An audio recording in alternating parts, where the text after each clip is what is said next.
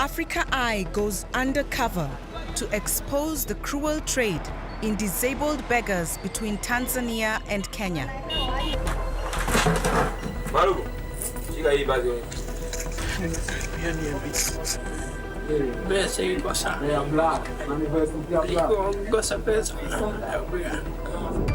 We show how mothers are tricked into giving up their own children.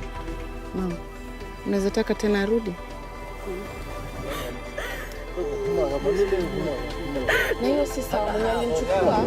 And reveal the true scale of this sickening trade. Oh my goodness. 2, 3, 4. So far we've counted more than 10 that have come out of this building.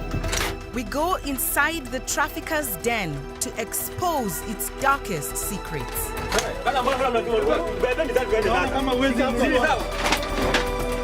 And try to help young victims escape the clutches of their captors. Oh my God.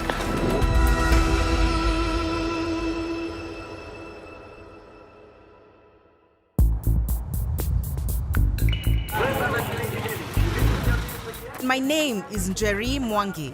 I'm an investigative reporter from Nairobi, Kenya. For over a year, I've been investigating horrific crimes against some of our most vulnerable young people. As I travel through the streets of Nairobi, I often notice large numbers of disabled kids begging.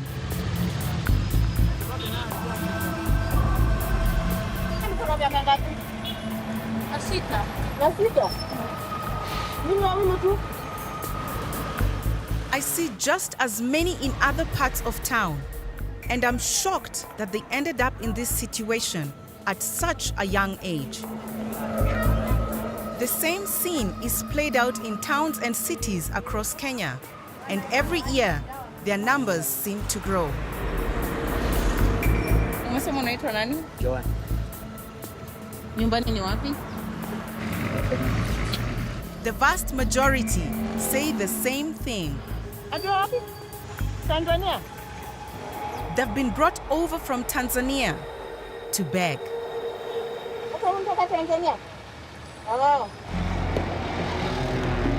I soon realized that many of them are being watched.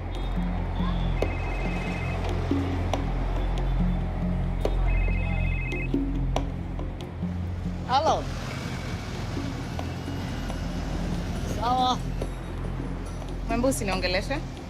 Mambo uondoke. He was kind of warming up, but then he got a phone call. I think there's someone watching him and telling him what he needs to do and what he cannot do.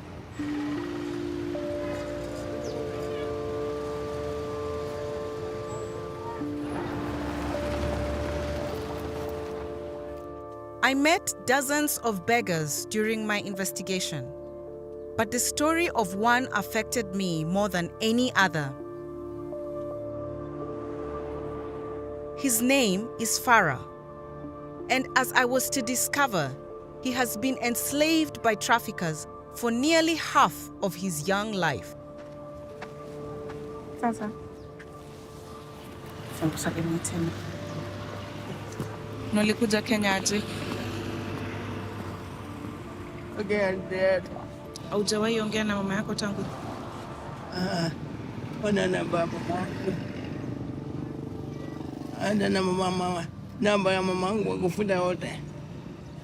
Tukapata namba yake, nikampigia simu. Unaweza mwambia nini? Nawambia nirudi home. Money.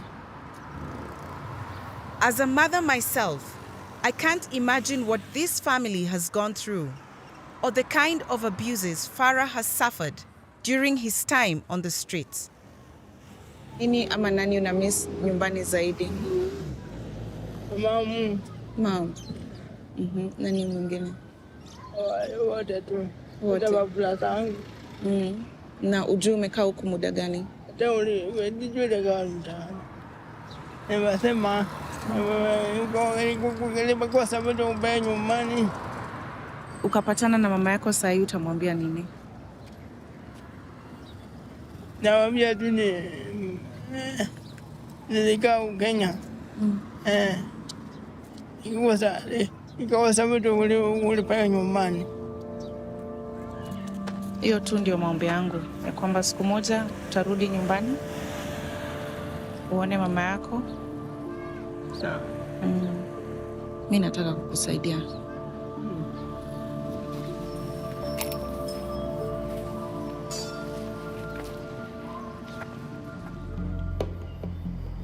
I want to find out who brought Farah to Kenya and forced him to beg.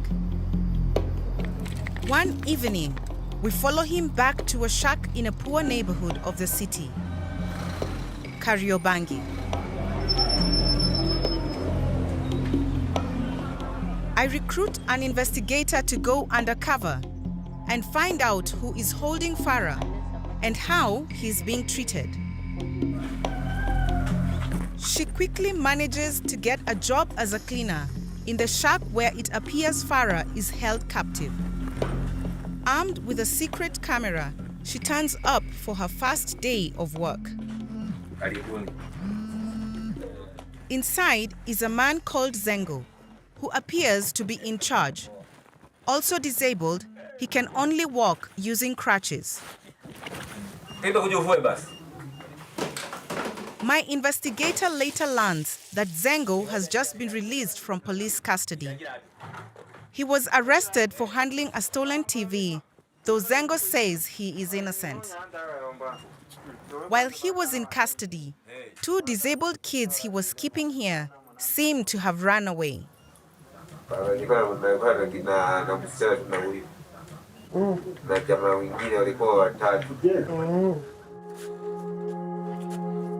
But Farah, paralyzed from the waist down, was unable to escape.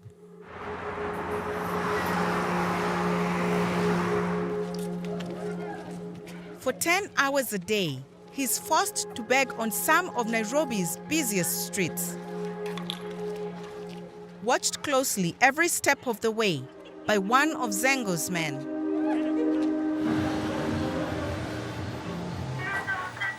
Each evening, he's wheeled back to the shack by his minder. Mikono moja inaweza jikokota, atoe kama ni kitu alikuwa anataka, kama hiyo bagi ya pesa hiyo anga kwa shingo, unaona anaweza jikokota aitoe. As soon as Farah is delivered, the money he's collected is taken and handed over to Zengo. Everyone gets a cut.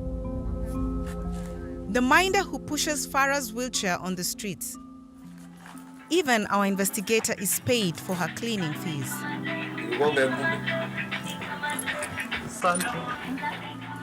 All except Farah, who doesn't receive a penny. Vanya nilienda kwa hii nyumba, nilikuwa nasikia vibaya, nikiona vile huyu kijana anatumiwa kwenda kumake do, na hakuna kitu yoyote yurudi pande yake. The same pattern repeats itself daily.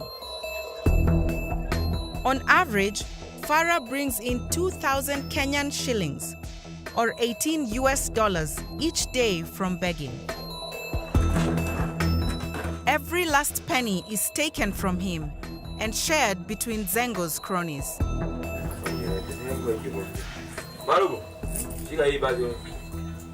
All Farah receives is a single basic meal each day.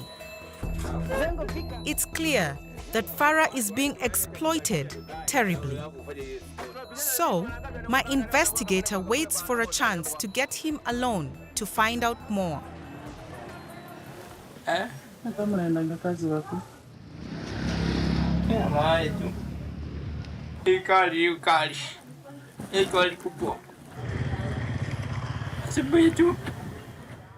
Na saa zenye kuna mvua mkienda mnasimamanga mahali usinyeshewe? Unanyeshewa? Hivyo tu unyeshewa hapo. Na ukigonjeka unapeleka kwa hospitali? But how did Farah end up here? Hundreds of miles from home, scared and at the mercy of his traffickers. Nani alikuchukua kwa mamako? Siawa. Ndio alikukuja kwa mzazi wako? Na mzazi wako akakubali kukupeana? Yeah. Alidanganywa atakuwa akipewa pesa. Na anapeangwa.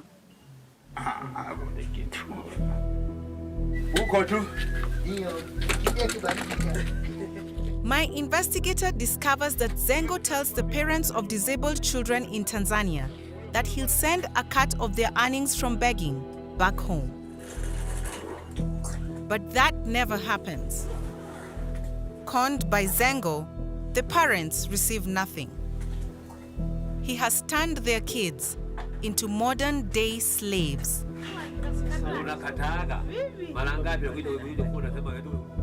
Unapeangwa kwa kitu.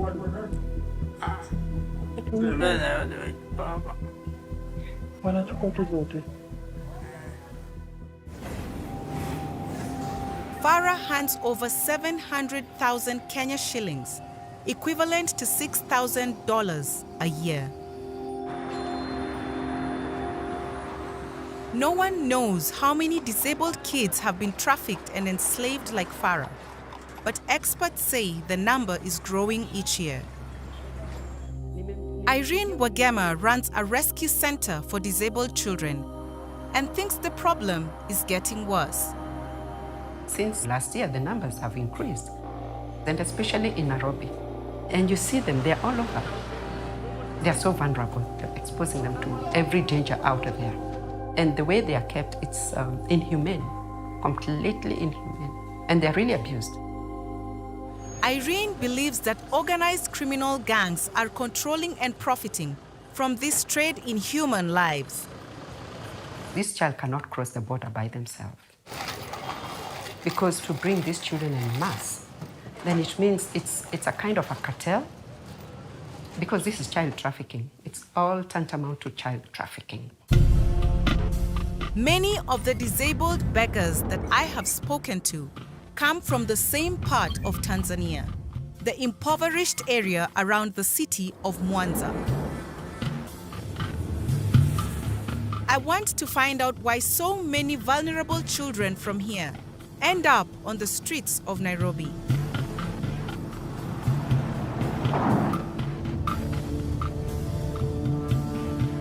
I'm met by Tanzanian journalist Florence Majani. She says traffickers target the region's poorest families, preying on their desperation. Most of them are living in poor conditions. And then comes this chance of some other people who are taking them from Tanzania to Nairobi. So they think different. They think maybe it can be better there rather than here. The kid is taken off their hands. Some parents, they think it is a relief for them.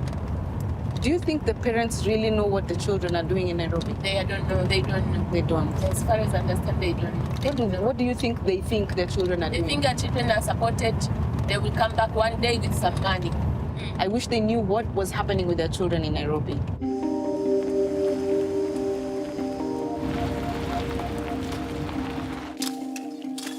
Florence introduces me to a family who gave their disabled child up to traffickers. Kurwa was 9 years old when she was taken in 2017. She hasn't been seen since.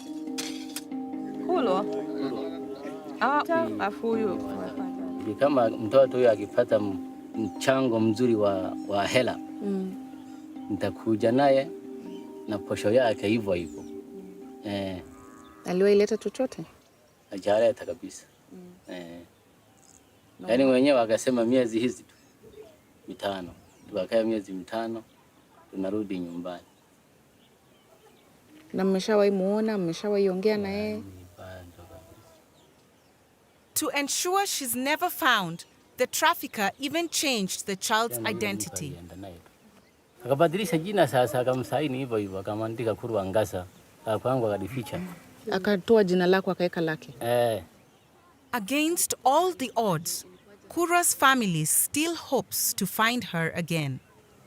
hata akienda wapi nimjua alama yake hapa kwenye bega tu. Yaani aliwekewa alama kama kanakuja kwa mkono hivi. For Kurwa's mother, the pain of not knowing whether her daughter is alive or dead has taken a terrible toll. Mama, unaweza taka tena arudi?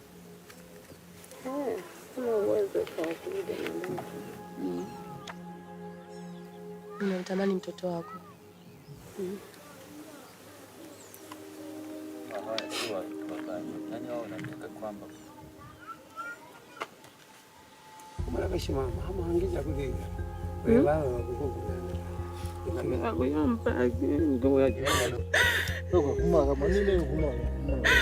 Na hiyo si sawa, mwenye alimchukua, hiyo si sawa. Na hata mimi ni mama. Sawa sawa. Tunasikia uchungu wako. Kurwa isn't the first disabled child to be taken from this village. Pia kama kuna watoto wengine wameenda Nairobi, wale walemavu, Maswa, ukiuliza wanasema tu Maswa.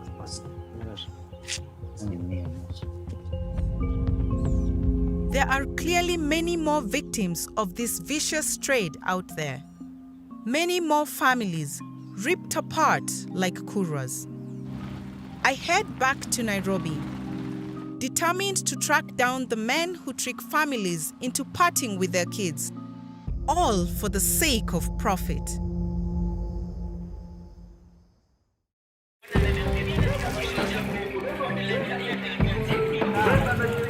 Gikomba Market in the heart of Nairobi has become a major center for disabled beggars. I want to find out if they too are connected to the Tanzanian trafficking network. Sasa, unaitwa nani? Unaishi wapi? He moves fast.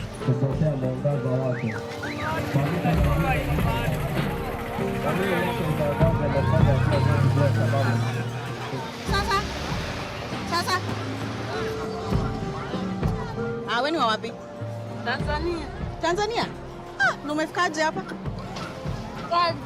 Gari. Haujui walikuacha? Imefika The boy makes eye contact with his minder, and within seconds, he's taken away. Oh my gosh.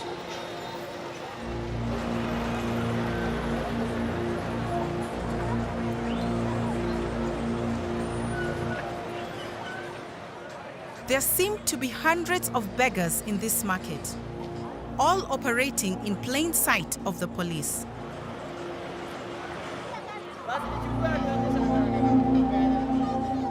At 6 o'clock, the market begins to shut down. Suddenly, minders appear everywhere, taking the disabled kids to awaiting buses. The bus stop near Gikomba becomes a focal point for the beggars as they prepare to go back home.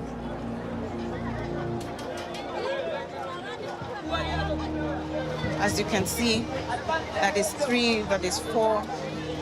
There's a young lady next to me. Some being assisted, and some are on their own.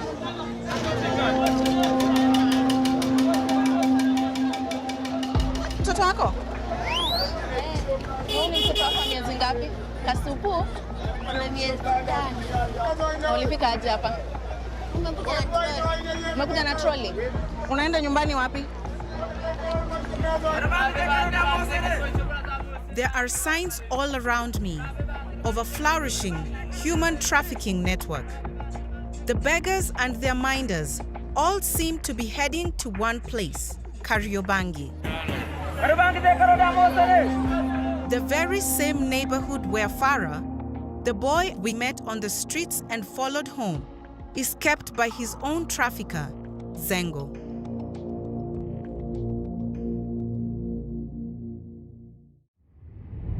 Situated just 10 kilometers northeast of the market, Kariobangi is a notorious area where crime is rampant. It is the perfect place to hide victims of human trafficking. Early one morning, our team stakes out the area. We've been tipped off that these handicapped children come from this area. We want to find out for ourselves if indeed this is true.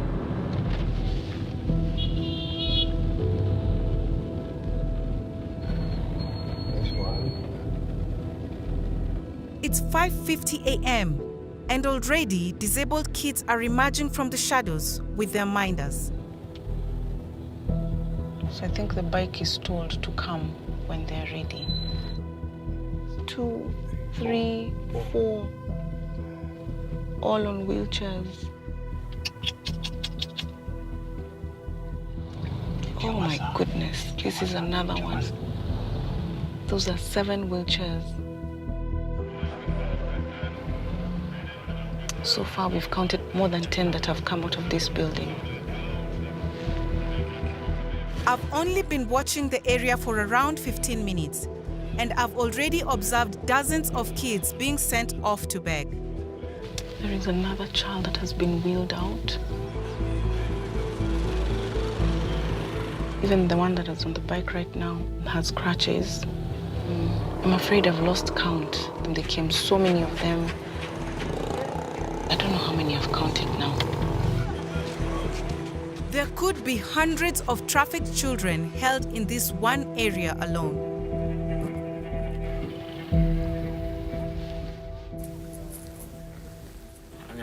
I want to find out how the Kariobangi traffickers are getting away with it and how their business works. So I recruit a second investigator to approach Zengo. She will tell him she wants to buy her own set of disabled beggars. Zengo quickly takes the bait and agrees to introduce her to his colleague Kamwa, who he says regularly smuggles disabled kids from Tanzania.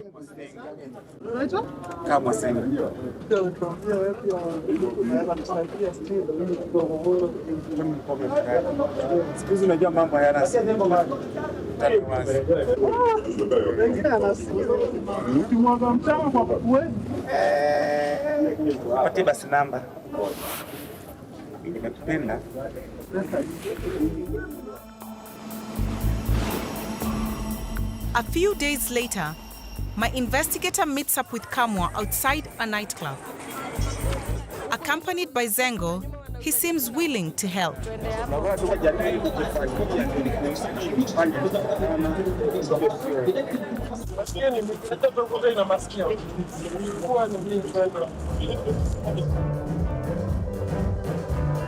But once inside, it's clear Kamwa is suspicious.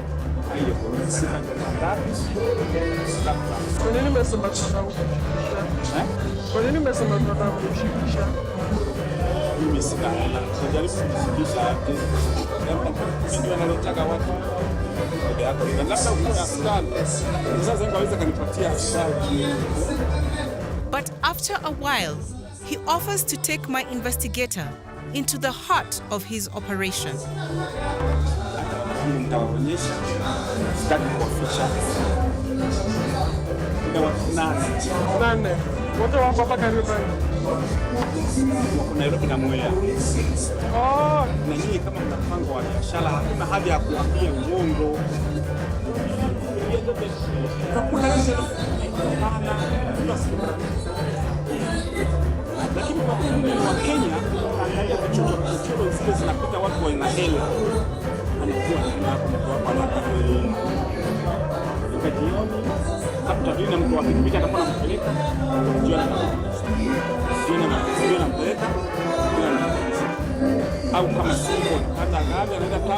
He even says he's willing to find disabled kids in Tanzania for my investigator.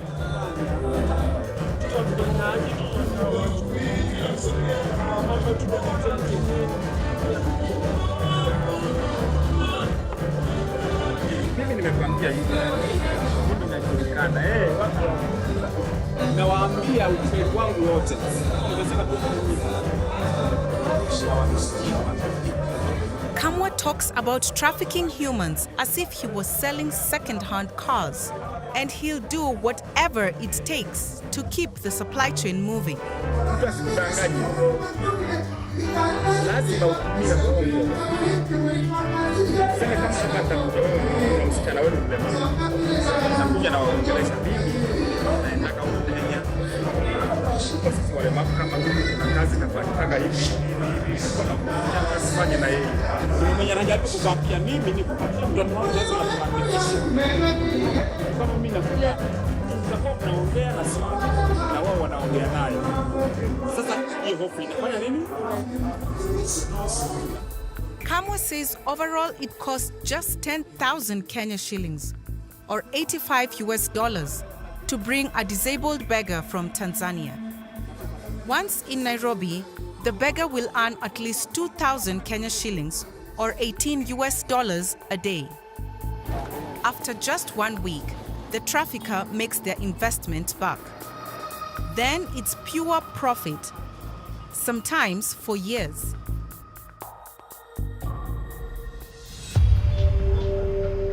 Several weeks later, Kamwa is in Tanzania bringing in more disabled people for his operation.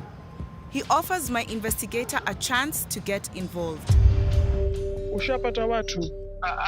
Hiyo iko sawa tu kabisa, isipokuwa shida kidogo ni pesa tu. Shida ati nini sasa iko vizuri Kamwa? Unajua sasa niko kwa watu, siwezi nikawa naongea yote.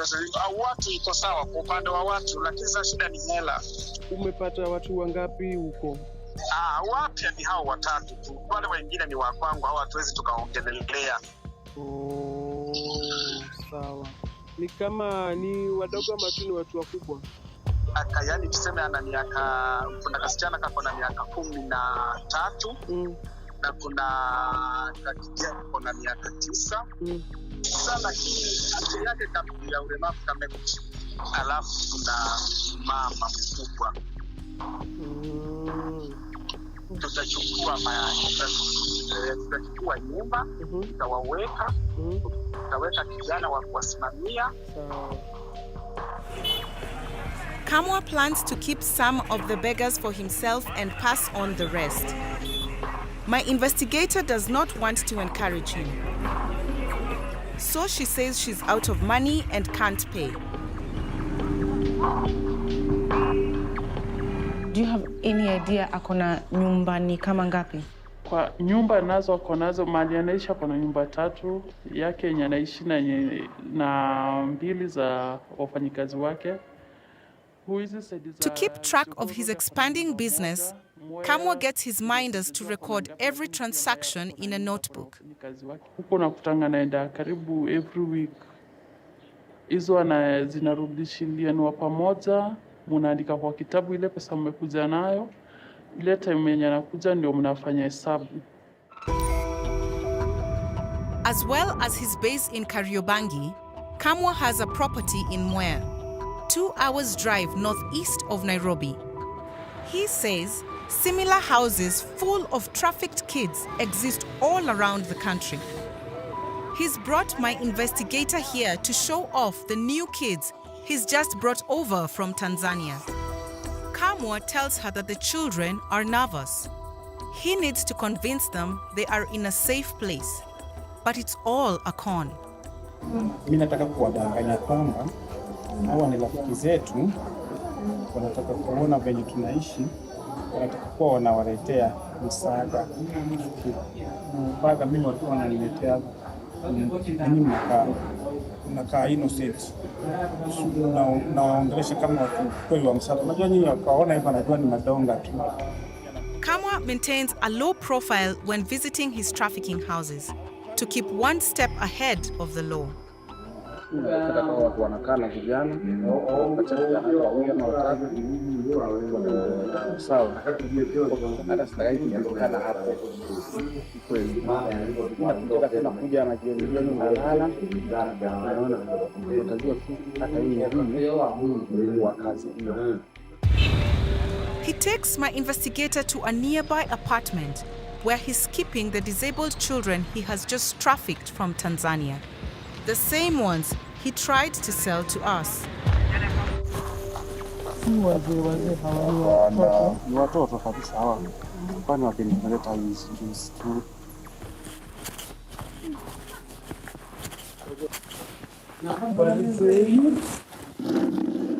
Kamwa already has a minder in place, keeping watch over his merchandise.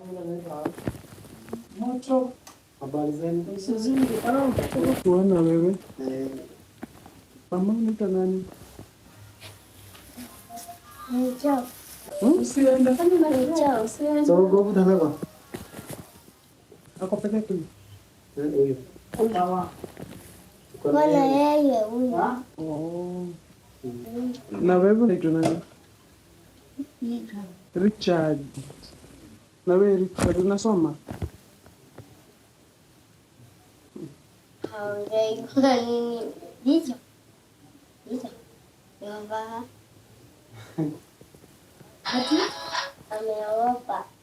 Ameogopa. Tumeenda tutaonana. I'm struggling to leave these young, vulnerable children at the mercy of Kamwa and his trafficking network. Meanwhile, I receive a call from my investigator in Kariobangi with deeply worrying news. Farah has revealed the true extent of the abuse he's been suffering at Zengo's hands. Niambie. Mimi siku moja tu nitakusaidia, niambie. Unafanyangwa nini? Kuchapwa. Na nani? Na Zengo. Pesa iko sana. Iko kosa pesa. Ni chapa sana. Hakuna watu. Anakuja watu naenda. Namwambia wache. Atawacha ama tu anaendelea tu kukupiga? Anaendelea tu. Zengo has already taken Farah away from his family, deprived him of liberty and the money he's earned on the streets begging. But it seems that's not enough. He's also beating him on a regular basis.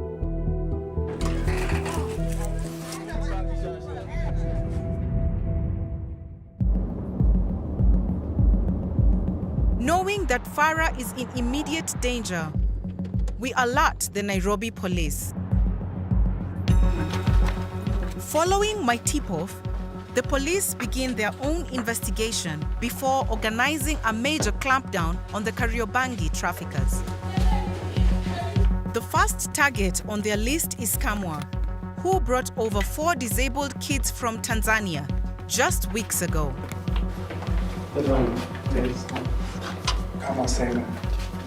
Kamwa is quickly detained.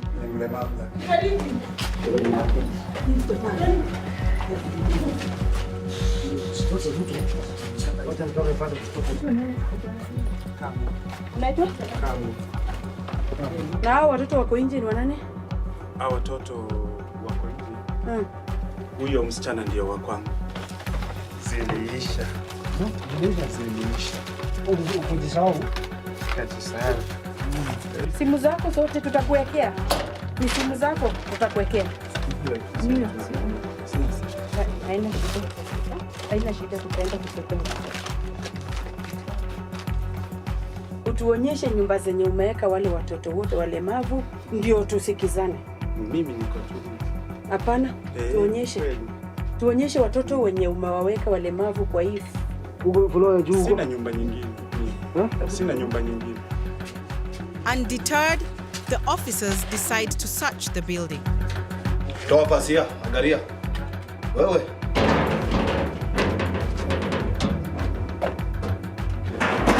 Wewe, mguu haraka.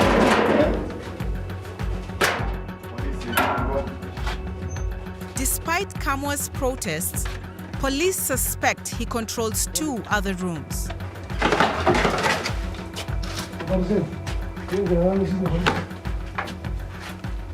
Oh my God.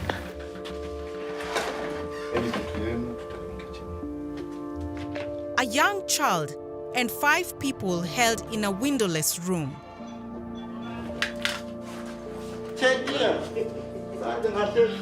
Police get the minders to remove 2 more disabled beggars from another room. I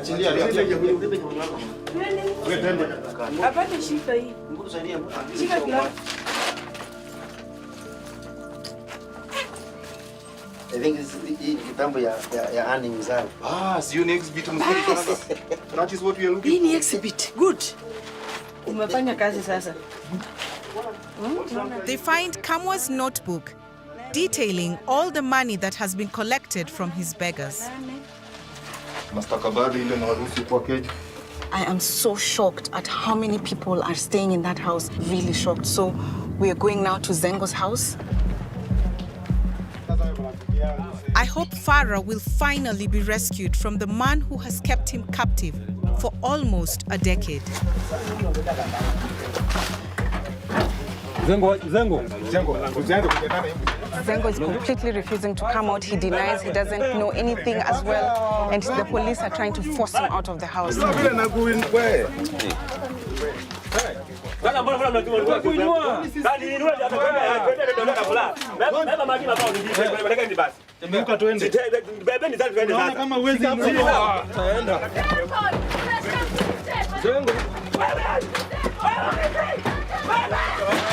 Mama, kutokeni hapa mama, kuja. Umezoea tabia mbaya sana. Nataka cameras. I'm here. Wewe ingia ndani, keti. Zengo's partner was also taken in for questioning. Kama hivyo ndo Kenyan police can arrest people just investigating something at this time, 11 p.m. Wacha waende na yeye. I'm someone with my own. I mean, economy. I'm Mr. Inside. I don't call me inside. With Zengo and his partner safely in the police van, we can finally break into the locked rooms.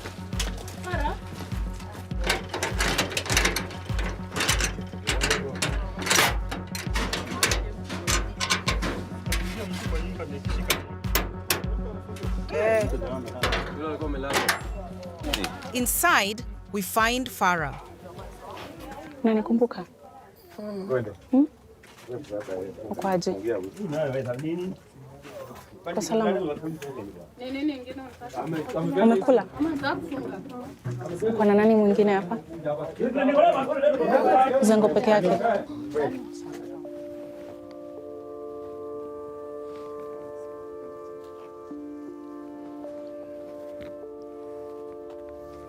He's not sitting properly.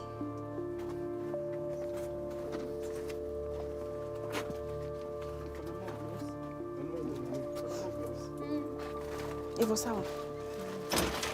How does it operate? Farah, hawa ni polisi, eh? Unakuja kukuondoa hapa kupeleke mahali mzuri, sawa sawa? Si uliniambia utaki kukaa hapa. Na unaumia sana. Kwa kitu unataka kubeba kutoka hapa? Nguo gani? Hizi. Hii? Na hii? Na hii? Watakupeleka mahali mzuri na watakuangalia vizuri. Na hautaenda tena kwa street kuomba. Sawa? Hautaenda tena.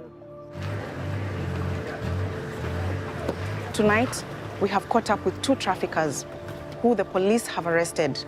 We've also managed to get Farah out of trouble, and hopefully he'll be taken to a facility that will take good care of him. I've tried to assure him that he's going to be well, that he will never have to go to the streets again. And that is my hope and prayer for him.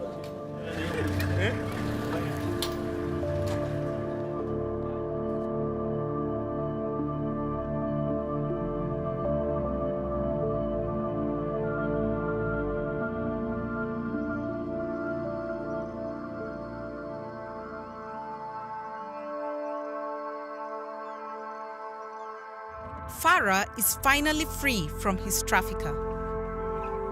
But there's one more thing I really need to do. I've returned to Tanzania, hoping I can track down Farah's family.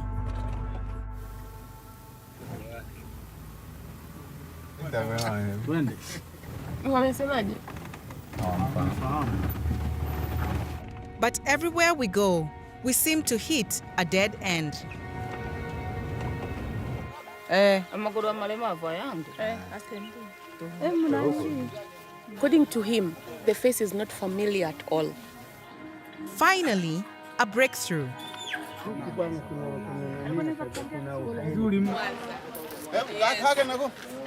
Ushamfahamu? Wameshamjua. Anaenda na niko kama pale, alafu mwenye anamchunga 06 84. It turns out Farah's parents have since left the area, but he still has relatives living locally. Mama yake Farah na huyu ni ndugu. Mtu na dada yake kabisa, tumbo moja. Ndugu zake wa karibu wengine ni yupi? Ndio huyu mjomba. Eventually, Farah's brother arrives. Ulimuona mwisho lini? Siku hiyo ya kumuona ni zamani. Yaani hata miaka leo 10 kabisa. Alikuwa mdogo mno. It appears Farah was trafficked at just 14 years old. He has spent almost half his life in captivity. Alienda Kenya na nani? Si Bagidai. Na alipoenda Kenya unajua alienda kufanya nini? Kutembezwa na pale kalikomchukua kuombaomba. Nani aliuliza mamake ama alienda kwa njia gani? Alienda kwa mama yake. Sasa pote kaanza kuuliza, sasa nyinyi huyo mtoto mmempeleka huko, baadaye kuniambia na mimi. Naenda kwa kinyemera hivyo. Hata kijijini humu hakuripoti kwamba niende kwa kitongoji au kwa mtendaji. Ameenda kwa hivyo vyote. Walikuwa wanatarajia nini alipoenda? Yeye aliwaambia kwamba atawajengea nyumba, ataununia ng'ombe pamoja na jembe lake. Niliwasikia hivyo. Na hela nitakuwa nawaletea. Nikanyamaza na mimi kimya tu. Nikasema nikauliza tunameletewa hamna. But one relative knew exactly who had taken Farah. Anaitwa Zengo Nestori. Zengo Nestori.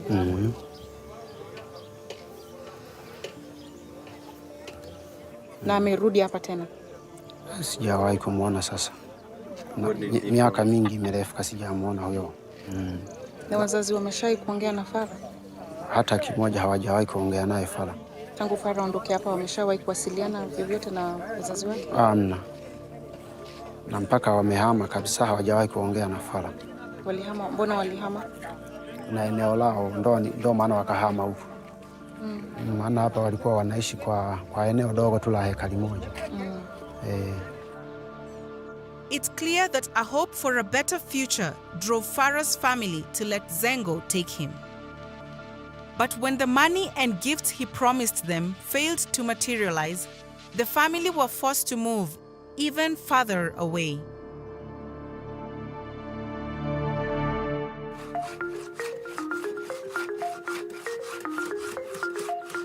After his rescue by the police, Farah is now living in a care home, free from his traffickers, and receiving the support he so desperately needs. While he's yet to go home, I have a surprise for him. Unamfahamu mama? I've managed to track down Farah's mom and arrange a video call. Ndio. Nisalimia eti. Nisalimia vizuri. Habari. Salama tu, sawa kwako?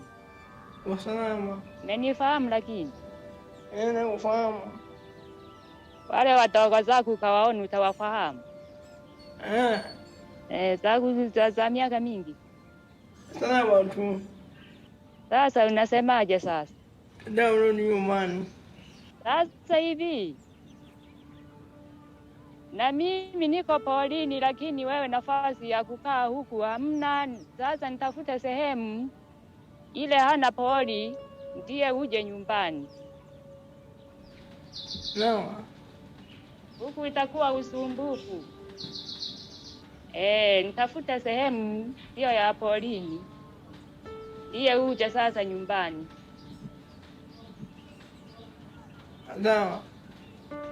It's been a long time. They haven't seen or spoken to each other since 2014.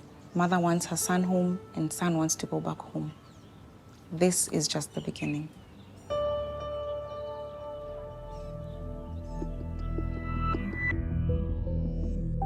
Zengo and Kamwa were charged with human trafficking and are both currently in police custody. They deny the charges against them. Farah has given his testimony as a key witness in Zengo's trial. The children seen rescued during the police operation were all repatriated to Tanzania.